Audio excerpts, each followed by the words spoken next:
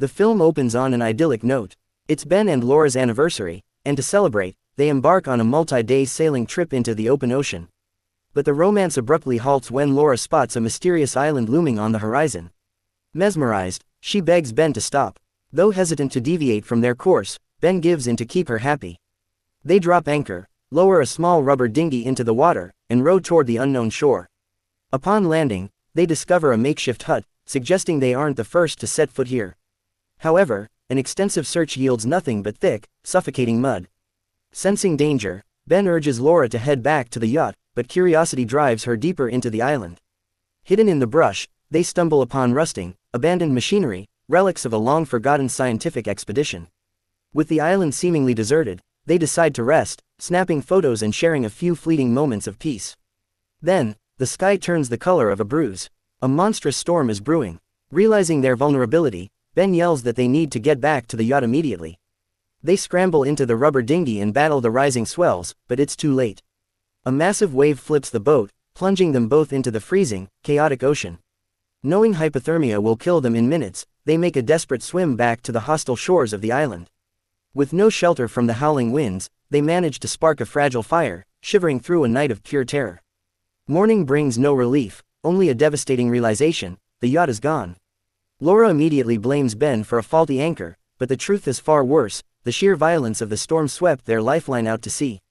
Desperate for a glimpse of the hull, they hike up the jagged hills to the island's highest peak. They scan the horizon, but see nothing but an empty, endless expanse of gray water. To make matters worse, the dinghy's engine is out of gas. Any escape now requires rowing against treacherous ocean currents. Lora realizes they can't row that far in bad weather, noting that if another storm hits, they will die out there. She convinces Ben that it is better to stay on the island for now.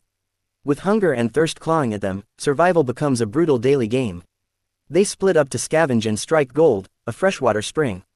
It's enough to keep them hydrated, but food remains scarce, forcing them to choke down bitter leaves.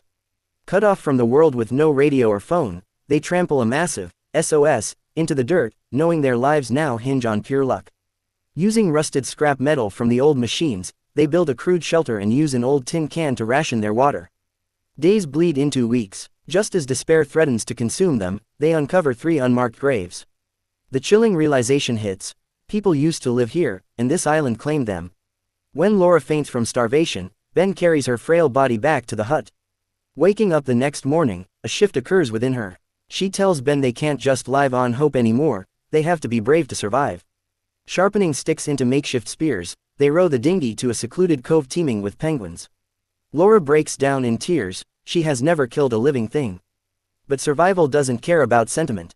They hunt, eating their first substantial meal in weeks, reclaiming their strength and their will to fight.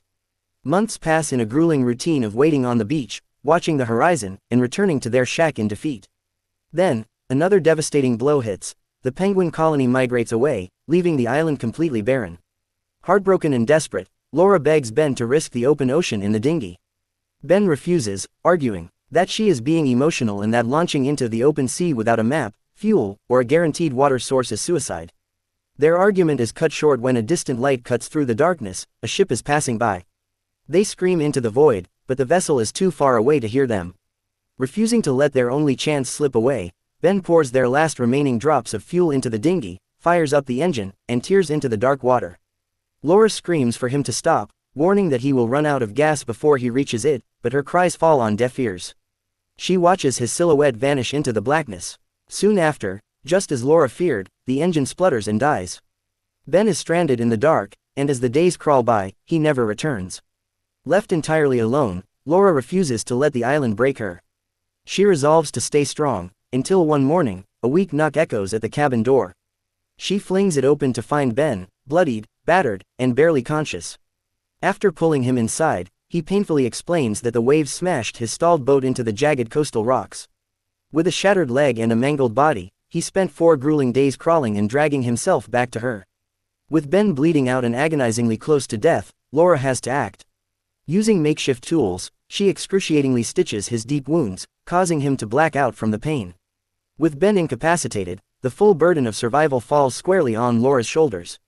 She hunts, scavenges, and nurses him day and night until, a month later, he finally regains his strength.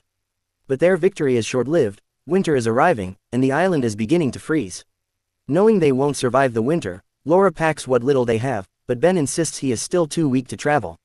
Recognizing that debating him is a losing battle, Lora makes a bold choice: she will trek across the frozen wasteland alone to find help. For 3 agonizing days, she battles sub-zero temperatures and biting winds, finding absolutely nothing. Exhausted and freezing, she collapses into the snow, ready to give up. But the thought of Ben dying alone sparks a final flame of adrenaline. She forces herself up and pushes forward until she spots a bright red structure cutting through the white haze. It's an abandoned research station. Bursting inside, she finds a jackpot: food, heaters, warm beds, and a snow sled. After consulting a map on the wall, she loads up the sled and races back to get Ben. But when she arrives under the cover of night, horror strikes. A brutal winter storm has completely leveled their shelter. Desperate, she digs through the frozen debris and uncovers Ben's stiff, unconscious body. Refusing to lose him now, she hauls him onto the sled and speeds back to the station. She strips away his frozen clothes, cranks up the heaters, and wraps him in heavy blankets. Hours later, Ben opens his eyes to the smell of a warm dinner and the sight of Lora smiling down at him. The warmth, the food, and the safety feel like a beautiful dream, but Lora holds him close, promising him it's real. For the first time in months, they dance, eat, and sleep without fear. A few days later, their long nightmare officially ends. A massive research vessel arrives at the station, and the scientists step ashore to rescue them. As they board the ship, leaving the hostile island behind, the movie ends on a powerful note of survival, a testament to the fact that as long as you refuse to give up, you can overcome even the darkest of times.